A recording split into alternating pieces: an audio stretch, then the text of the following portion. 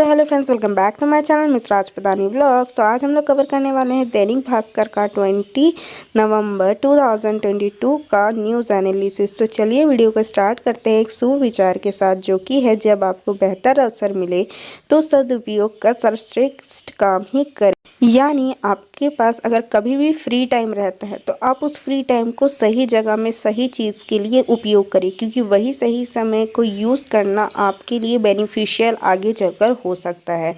चलते हैं आज के न्यूज़ आर्टिकल की ओर। तो जो ये आर्टिकल है ना फ्रेंड्स, ये पॉलिटिक्स रिलेटेड है। आपको तो पहले ही बता चुकी हूँ। अभी हम लोग रेगुलर इलेक्शन देख रहे हैं, इलेक्शन चल रहा है, तो इलेक्शन से रिलेटेड बहुत सारे हमारे पास आर्टिकल्स जो हैं वो आ रहे हैं। उसी में से एक आर्टिकल हमारे पास ये आया है, दल बदलू पदाधिकारियों का भी टिकट काटने की तैयारी। तो आपको पता होगा पॉलिटी में एक दल बदल करके यानी एंटी डिफेक्शन लॉ करके एक टॉपिक है। आपको वो वाली टॉपिक को अच्छे से कवर कर लेना है। वो आपके मेंस में, इवन आपके जो प्रीलिम्स या फिर बोल सकते हो वनडे एग्ज़ाम, वहाँ पे ये पूछा जा सकता है। और ये कहाँ पे आपको मिल जाएगा, 324 आर्टिकल में ही जो है वो सारी चीज़ें आपको कवर कराते हुए क्लियर हो जाएगा इलेक्शन से रिलेटेड। ठीक है, तो आपको पता होना चाहिए कि जो एंटी डिफेक्शन लॉ है वो कौन से अनुसूची में जोड़ा गया है। तो ये 10वीं अनुसूची में जोड़ा गया है। कौन सा संशोधन है, तो 52 यानी 52 संशोधन है। कब लाएगा, 1985 में। और इससे बहुत सारे क्वेश्चंस जो हैं वो बन सकते हैं, जैसे क्या गठबंधन करने पर दल बदल का केस जो है वो लगता है, तो नहीं, गठबंधन होने पे दल बदल नहीं लगता। तो इस तरह से आपको जो दल बदल का जो टॉपिक है वो आपको कवर कर लेना है पॉलिटी का। ठीक है, बढ़ते हैं नेक्स्ट आर्टिकल की ओर। तो ये जो है ये हमको पहले कवर करना था, लेकिन ये मेरा जो पेज है वो पीछे छूट गया था। तो चलिए इसको कवर करते हैं, जो कि आज का दिन। तो आज के दिन में क्या होता है, विश्व बाल दिवस है आज। ठीक है, तो विश्व बाल दिवस जो है उसके रिलेटेड क्वेश्चन क्या पूछे जा सकते हैं। जैसे वनडे एग्जाम में पूछ लेगा कि विश्व बाल दिवस किस दिन बनाया जाता है, तो ये आपको याद होना चाहिए कि 20 नवंबर के दिन जो है विश्व बाल दिवस बनाया जाता है। ठीक है, और वही बाल दिवस तो आपको पता ही है, आपका जो चिल्ड्रंस डे है वो तो 14 नवंबर। तो ऐसे ही रिलेट कर लेना कि विश्व बाल दिवस जो है वो 20 नवंबर को मनाया जाता है। ठीक है, अब ये जो है ये कब स्टार्ट हुआ था, तो 1954 से ये स्टार्ट हुआ था। देख सकते हैं यार, 1954 से हर साल 20 नवंबर को विश्व बाल दिवस जो है उसकी बनने की शुरुआत हुई थी। इस बार की थीम है हर बच्चे के लिए समावेशी विकास। तो इससे भी क्वेश्चन पूछा जा सकता है कि 2022 अगर अभी कोई एग्ज़ाम वगैरह आने वाले होंगे तो आपके लिए ये इम्पोर्टेंट हो सकता है कि अभी हाल फिलहाल में जो विश्व बाल दिवस था उसका जो थीम था वो क्या था। तो ये इम्पॉर्टेंट है आप लोगों के लिए कि हर बच्चे के लिए समावेशी विकास, तो इसको आप लोग नोट कर सकते हैं। ठीक है, नेक्स्ट आर्टिकल की ओर बढ़ते हैं। नेक्स्ट आर्टिकल जो है वो एक कॉर्नर है, मतलब एक क्वेश्चंस के पूछे हुए थे, तो वहाँ का मैंने उठा लिया क्योंकि ये भी आपके इंपॉर्टेंट हो सकते हैं वनडे एग्जाम से रिलेटेड। तो देखो, जैसे यहाँ लिखा है, द जंगल बुक का मुख्य चरित्र मोगली किस जानवर द्वारा पाला गया है। ठीक है, तो ये एक तरह से इम्पॉर्टेंट ही है, समझ लो। ठीक है, तो आपको पता होना चाहिए कि ये लोमड़ी जो है उन्होंने पाला था। सेकंड क्वेश्चन है आपका, टर्म बार डाउन इनमें से किस खेल में प्रयुक्त होता है। जो टर्म है बार डाउन, तो आप बताओ बार डाउन किस में यूज़ होता है, कबड्डी में, क्रिकेट में, टेनिस में या हॉकी में। तो बहुत ही इंपॉर्टेंट क्वेश्चन है, तो आपको बताना चाहिए कि जो बार डाउन है वो हॉकी में यूज़ होता है। नेक्स्ट है, प्रशांत महासागर और अंटार्कटिक महासागर को जोड़ने वाली प्रसिद्ध नहर का क्या नाम है।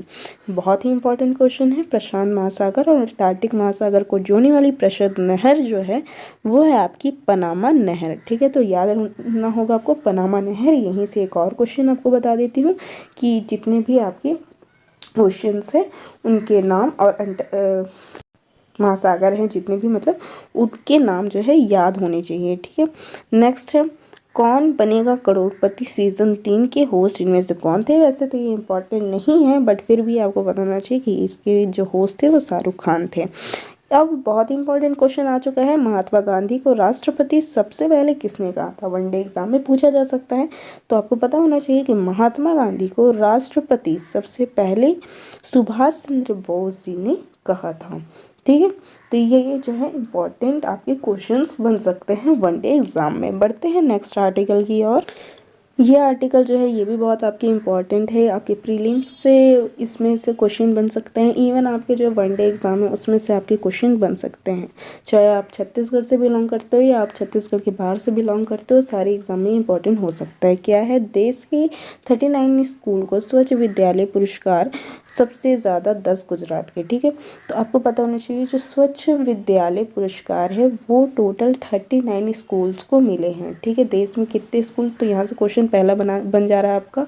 ठीक है, तो कितने स्कूलों को जो है स्वच्छ विद्यालय पुरस्कार मिला है, तो आपको पता होना चाहिए 39 स्कूल जो है उनको जो है स्वच्छ विद्यालय पुरस्कार आपको मिला है। इसमें से जो सबसे ज़्यादा है वो गुजरात के 10 स्कूल को यहाँ का जो है पुरस्कार मिला है। पुरस्कार पाने वाले जो दूसरे राज्य है वो है पुडुचेरी की 6, झारखंड और महाराष्ट्र में 3-3 जो पुरस्कार मिले हैं, हरियाणा, पंजाब, राजस्थान, उत्तर प्रदेश और पश्चिम बंगाल के 2-2 स्कूल प्रमुख रूप से शामिल थे। मध्य प्रदेश से पुरस्कार के लिए चुना गया एकमात्र स्कूल जो है वो जबलपुर का केंद्रीय विद्यालय नंबर 2 है। ठीक है, तो आपको ये सब जो है नाम भी पता होने चाहिए कौन कौन सा स्कूल। अगर आप मध्य प्रदेश से बिलोंग करते हैं तो आपके लिए इंपॉर्टेंट हो सकता है कि मध्य प्रदेश से कौन सा स्कूल गया था, तो जबलपुर का केंद्रीय विद्यालय हुआ है। ठीक है, और अगर आप इंडिया से ही हैं, हम सब इंडिया से ही हैं, तो इंडिया में सबसे ज़्यादा पुरस्कार मिला है गुजरात को, आपको ये वाला याद रखना होगा। ठीक है, पुडुचेरी जो है उसका भी आपको याद रखना होगा कि वहाँ पे 6 पुरस्कार टोटल जो है मिले हैं और टोटल पूरे मिला के 39 पुरस्कार। अब बढ़ते हैं अपने नेक्स्ट आर्टिकल की ओर। तुरंत बता दूं आपको ये वाला जो आर्टिकल है ये बहुत इंपॉर्टेंट आर्टिकल है आपके प्रीलिम्स और वनडे एग्जाम में, किसी ना किसी वनडे एग्जाम में तो पूछेगा ही पूछेगा, 100% ले लो में से। ठीक है, तो क्या है ये, मनिका ने कांस्य पदक की जीत रचा इतिहास। एशिया कप टेबल टेनिस की बात की जा रही है।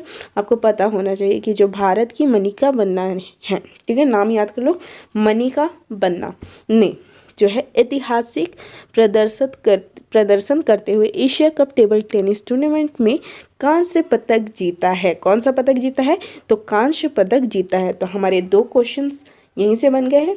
पहला क्वेश्चन है, भारत की कौन सी महिला है जिसने जो है टेबल टेनिस में कांस्य पदक जीता है, तो आपको नाम पता होना चाहिए, मनिका बन्ना।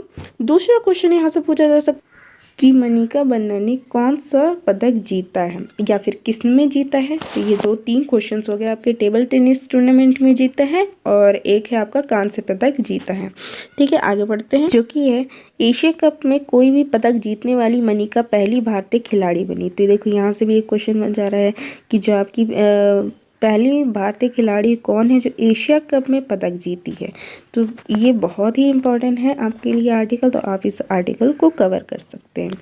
आज के लिए इतना ही आर्टिकल था, तो आई होप आपको वीडियो पसंद आएगा, तो वीडियो को एक लाइक कर दीजिएगा और मेरे चैनल में नए हैं तो सब्सक्राइब करना मत भूलिएगा। अगर आपको इसी तरह से रोज़ न्यूज़ एनालिसिस चाहिए तो थैंक यू।